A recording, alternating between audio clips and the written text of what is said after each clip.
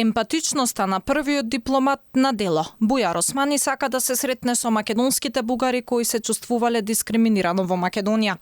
Откако Петар Колев, Георги Трендафилов и Љупчо Георгиевски појдоа во Брисел да се пожалат на еврокомесарот за проширување Оливер Вархеј дека наводно не биле добро третирани во Македонија и немало диалог со македонските власти, Османи побарал средба со представниците на македонските бугари, објавија бугарските медиуми. Побаравме потврда за ова од македонското Министерство за надворешни работи, од каде не посочија на реакцијата од Османи кога Колев, Трендафилов и Георгиевски заминаа во Брисел на средба со Вархеј.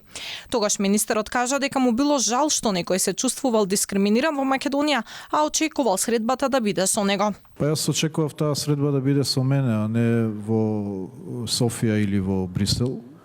Таа порака ја упатувам постојано.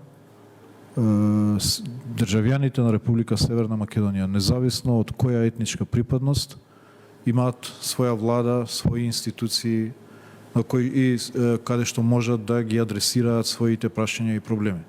Јас сум секогаш отворен да сретнам било која група граѓани, наши државјани од било која етничка припадност и останува таа можност постојано.